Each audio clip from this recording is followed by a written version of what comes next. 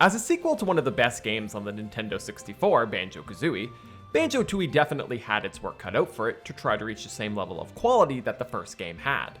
And although most prefer the first game to the second, you can't disagree that Banjo-Tooie has some very fun and engaging worlds. Hey Internet, I'm Mike Bryce, and in this video, I'm going to be ranking every world in Banjo-Tooie from worst to best. Before we get started, please note that these rankings are solely just my opinion and in no way reflect the general consensus that the Banjo-Tooie community may have. Also, I'm going to be ranking these worlds not only based on how they play on the N64 version, but also how they play on the Xbox Live Arcade version. After you watch this video, be sure to write your own rankings in the comments below. So, without further ado, let's rank 'em up! I bet some are surprised to see this world at the bottom spot, and not a certain other world, but if anything, that should tell you all you need to know about Glitter Gulch Mine. Set in an underground ore mine filled with hills of glittering gems, Glitter Gulch Mine just doesn't have as much going on as the other worlds of the game, and is a bit of a snooze fest. None of the jiggies are exactly memorable to collect, except for the one you get from this gem, more on her later. Humbawamba's transformation here is also the worst one of the game, being the detonator. Its main use is to detonate the TNT barrels throughout the world, which opens blocked off paths. Its attack is self-destruct, and although it has a wide range to it, it also hurts you in the process. The biggest downside, however, are the controls. The constant hopping is absolutely abysmal.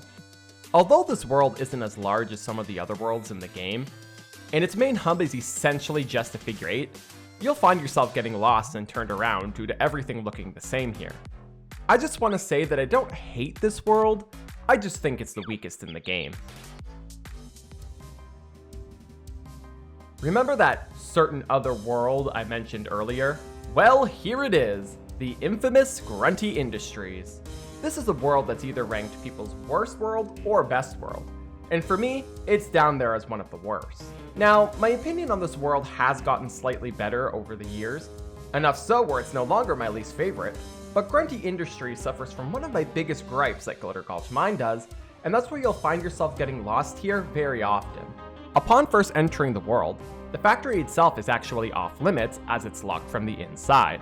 Players must find the hidden train switch outside and sneak inside using Chucky the Train. Is it just me, or was I the only dumb as a kid who never thought to take the train inside from another world? Once inside, the true horror of this world begins, as you have 5 large floors and a basement to explore that all tend to blend together, so get ready to get your floors mixed up. My advice is to activate the warp pads as soon as possible, as they will be your best friend here. There is a service elevator, but it is only accessible with the Humbawamba transformation, so you're stuck climbing this long elevator shaft instead.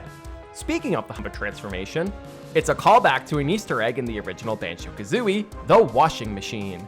The washer is definitely one of the most fun transformations, solely for the fact that you get to attack enemies in this form with an endless supply of tighty-whities, which thank God go through a rinse cycle first. You know, these were white when I bought them. Overall, this world isn't as bad as I remember it as a kid, but it sure doesn't fill me with glee when this is the next world I need to complete.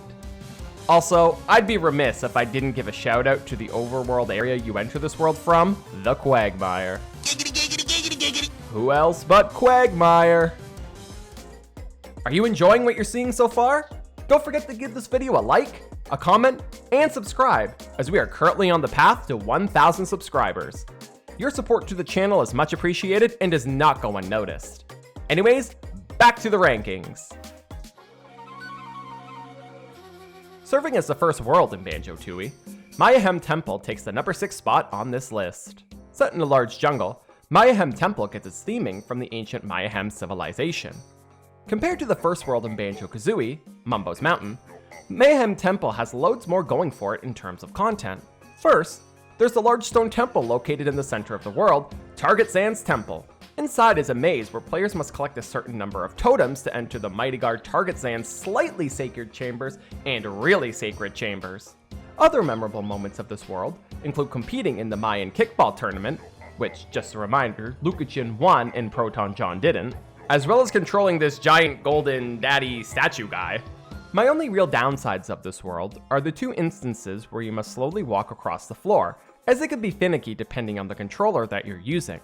As for this world's transformation, the Stony is mid compared to the other world's transformation, as it is only required for one Jiggy and a honeycomb piece. First time players may find it more useful, as the Stony can talk to the other Stonies and receive hints and tips.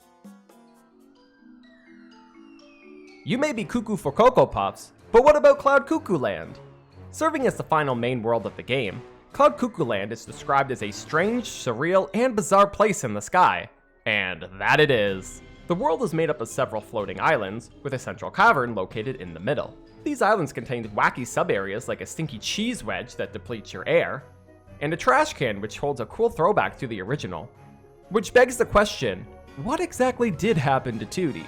The final transformation of the game is a little anticlimactic, as it's just the bee transformation from the first game, but with a stinger attack. Also, Canary Mary is back and holds arguably the hardest Jiggy in the game. Oh, come on, you piece of crap! Oh, my fingers! They burn! The burn! I'm putting this world around the halfway point of the list, because while I do think it holds a good challenge, I don't think it holds enough of a challenge for being the hardest world of the game. Sure, it has that piss bird, but honestly, I'd argue that worlds 6 and 7 are harder than this one. Plus, the fact that there's only 2 warp points in this world makes traversing it a little tedious. For this next world, we're traveling to the distant past, long before video games and indoor plumbing. Terrydactyland, or is it Terrydactyland? What the heck is this world even called? Anyways, this world is set in and around a rocky mountain that is home to many prehistoric creatures, as well as 2 feuding tribes of cavemen. I'm going to talk about the transformation right away, because it has to be my favorite part of this world, and what really gives it the spot in this list. The transformation is the baby T-Rex. Just look how cute he is! Ah! It's not the most useful transformation, as it can only roar, but we're not done with the transformation just yet. Oh no. Mumbo, who is also playable in this game by the way, I haven't really mentioned that yet because, he's not very good. Mumbo can enlarge Wumba's wigwam, which gives Banjo the ability to transform into Daddy T-Rex. This T-Rex is even less useful than the smaller version, but it's just so much fun tearing around this world as a giant dinosaur, destroying any enemy that gets in your path. A lot of fans of this game think this world is either boring or empty, and to be honest, I kinda get where they're coming from. Besides the annoying cavemen and a few dinosaurs, there aren't exactly any characters to interact with here, which these interactions are a big part of what makes the Banjo-Kazooie game so enjoyable. Instead, we get this dialogue from Terry, wanting to blow up his own daughter because she's bigger than the other babies. What is it with every adult in this game being a horrible parent? Looks like a few folks at Rare had some serious trauma growing up. Not gonna lie, I'm honestly surprised I'm giving this world such a high ranking, but after playing it recently, it's really grown on me. Not to be confused with Jolly Roger Bay from Super Mario 64, Jolly Roger's Lagoon is a small seaside town that sits at the base of a large lagoon. At first glance, this world appears very small, but with Mumbo's help oxygenating the water, the main bulk of the area can be explored, being the lagoon itself. Now, I've never been a fan of water worlds in video games due to how they control and air meters, but Banjo-Tooie does it right by making this world water breathable, meaning you can explore till your heart's content. The underwater controls are still a little iffy, which is why I can't rank this world any higher on the list. Exploring the depths of the lagoon is a lot of fun for me, as our knowledge of the underwater life in real life holds so many mysteries. A submarine is the transformation of this world, and although it's only required for one Jiggy, being Grunty's submarine challenge, the sub can also be used to defeat this world's boss, Lord Woo Fok Fok, and actually make this fight a little easier by utilizing the sub's faster movement and unlimited homing torpedoes. The underwater zone Atlantis also holds my favorite music piece in the game.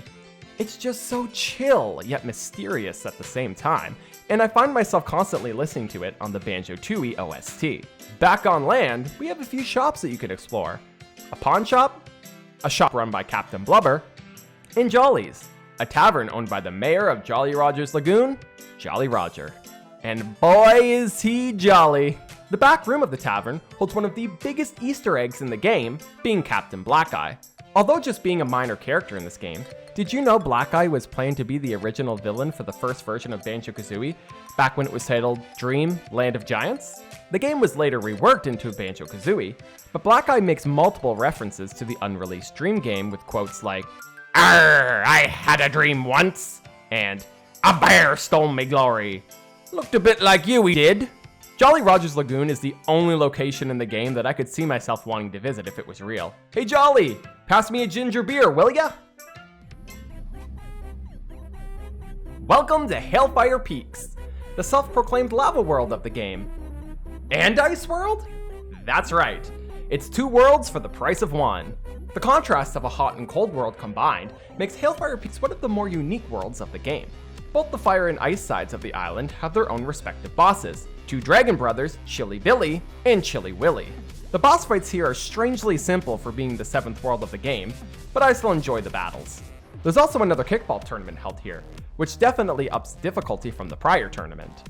Two familiar faces from Banjo-Kazooie also return here. First we have Gobi the Camel, who has finally made it to the lava world where he departed for in the previous game. I still feel so bad for this guy. What did he do to deserve this abuse? The other returning character is Boggy. He may not be as prevalent as he was in Banjo-Kazooie, but it's still nice seeing the big guy. Also, I'm still very depressed that Mr. Pants has never made it into Smash. Hashtag Mr. Pants for Smash! Now let's talk about some downsides.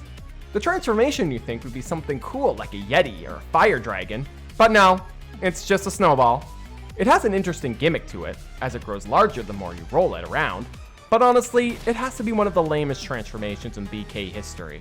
Another downside of playing this world on original N64 hardware is that it does chug a bit, especially when airborne on the lava side. This is one of the main reasons why I couldn't give this world the #1 spot. But you know what they say, first the worst, second the best, and third is just the nerd with the hairy chest. And at #1, we have every witch's favorite hangout, Witchyworld. This rundown theme park is home to many dangerous rides and attractions that even the bravest of people wouldn't dare to ride. The park is made up of 4 zones, being the Space Zone, the Wild West Zone, the Haunted Zone, and Area 51. Each zone has different attractions that fit the theme of the area, like the Saucer of Peril in the Space Zone and the Dive of Death in the Haunted Zone. Most of the attractions appear to be out of order at first, and require Mumbo to start them back up. Humba's van transformation here is both random and awesome at the same time. It's completely indestructible, and as Wumba describes, it holds much coins. These coins can be used to gain access to certain attractions throughout the world. The amusement park theming is done very well in this world, and giving it the twist of being a complete death trap makes it that much more memorable. Each attraction stands out from one another, and they'll bring you back to your days going to an amusement park during your youth. You know, besides being attacked by hostile employees and appalling safety records. I just wish there was Witchyworld merch out there. I'd totally rock a "I rode the Star Spinner and didn't huck up chunks" t-shirt. So if nothing I've said can persuade you to love Witchyworld like I do, perhaps this can change your mind?